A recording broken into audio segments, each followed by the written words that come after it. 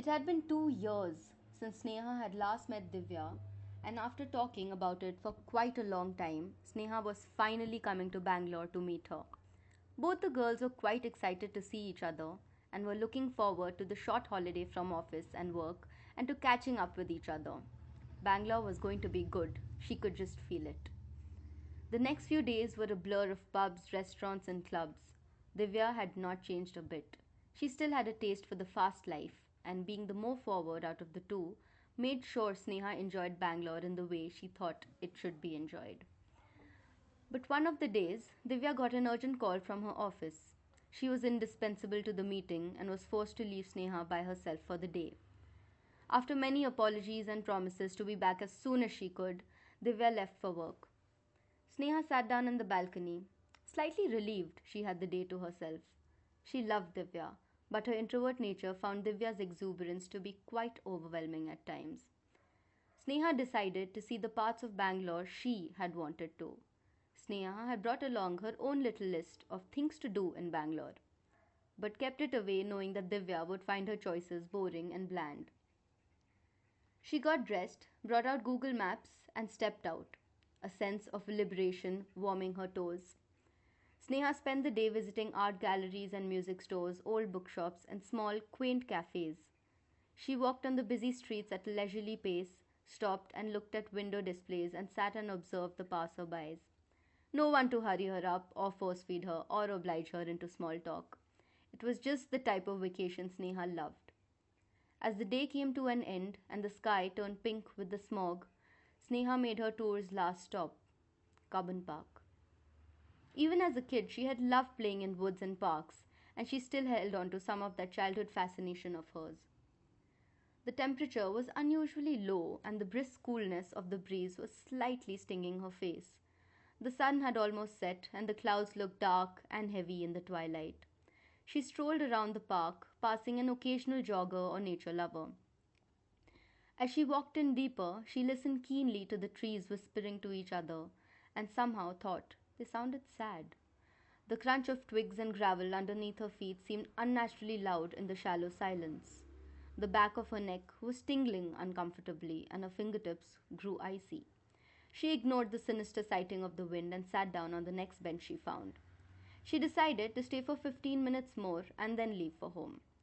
Sneha closed her eyes, letting the earthy smell envelop her and take her back to her childhood evenings. She felt the darkness setting around her, making the leaves rustle restlessly. Something had suddenly changed as she couldn't point out what it was. As she thought about it, she realized the birds had been chirping all along had abruptly quieted. There was a dead silence around her, with only the wind moaning piercingly.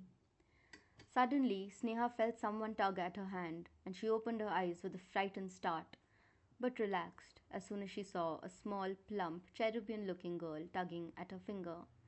"Hello," she said with an alluring lisp. Sneha smiled warmly and she held her hand. She loved kids and wanted to become a mother soon. "Hi, what's your name?" "Tavishi," she replied in a pretty high voice. "Hi, Tavishi, I'm Sneha. Where are your parents?" Sneha inquired. "Come with me, I'll show you," Tavishi chirped.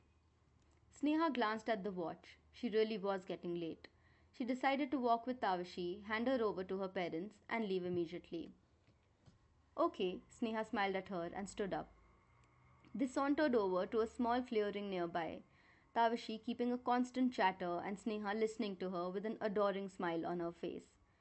As she entered into the clearing, she saw 5 human shapes out of focus sitting around a fire. She blinked, and suddenly they took form. She made a mental note to upgrade her specs as she walked over to the circle. She realized it was Tavishi's entire family, including her grandfather and 2 elder siblings. She introduced herself, complimented the parents on their daughter's beauty, and asked to take leave. But they brushed aside her plea and made her join their little picnic. Sneha, unable to refuse their vehement invitation, sat down next to Tavishi. She had a remarkably good time with them as she came to know the Kapoors and felt her natural shyness slip away as she engaged in conversation, talked about herself, and listened to the family banter. At the end of an hour, Sneha really felt she must go and stood up to bid goodbye to all. She thought she saw a furious expression across the mother's face, but decided it was just the flicker of the fire as she came over and hugged her tightly. After saying her goodbyes to everyone, Sneha turned to Tavishi at last and scooped her into her arms. You'll come see me soon once I'm gone from Bangalore, right, Tavishi? Tavishi put her arms around Sneha's neck and whispered to her, We like you too much. We won't let you leave. Mama will make sure. Sneha chuckled at Tavishi's serious face, kissed her forehead, and left. As she turned, she felt as though someone had pulled at a hook inside her stomach. But the feeling was as fleeting as the mother's expression. Sneha felt the fatigue finally getting to her and wanted to reach home quickly. As she entered the house, Sneha found Divya already home. As soon as she came in, Divya bounded towards her and hugged Sneha. Where have you been? Divya howled. Sneha, for the first time, sat down and just talked for 20 minutes straight while Divya listened. She described all the things she had seen and done and finally reached to the part of the Kapoor family. Sneha giggled as she recounted the family's petty fights and old jokes and glowed as she described her friendship with Tavishi. Divya had never seen Sneha so excited and was glad that Sneha was capable of spontaneity. But as Sneha chattered on, there was something tugging at Divya's memory. Wait, she cried out suddenly. What did you say the name of the father was? Rajveer Kapoor, Sneha promptly replied. He owns a clothing mill, finished Divya, a horrified gaze transfixed on her face. Yeah, Sneha said slowly. How do you know? Divya was visibly trembling as she told Sneha that the Kapoors were a famous industrial family who had been shot to death in Cubbon Park 2 years ago. It was big news, whispered Divya. Sneha felt her blood freeze as she stared at Divya. It can't be true, she muttered, rubbing her hands to reduce the numbness, now slowly spreading through her. Divya stood up shakily. I'll get the laptop, wait here. She went to the other room as Sneha sat, turned stone, icy and numb. All of a sudden, she felt a warm and thick liquid trickling down her legs, and as she glanced down, Sneha knew what Tavishi had meant. She was sitting in a pool of her own blood, a small gaping hole glaring at her from her midriff. The last thing that flat ever heard was Sneha's terrified scream for Divya. 5 floors below, the guard looked up at the buildings and noticed as the lights of 109 flickered strangely, while the other windows gleamed on uninterrupted. He thought that maybe there was an issue with the fuse and speculated whether he should go upstairs and look.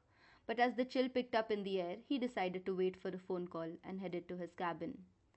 Little did he know what the morning had in store for him.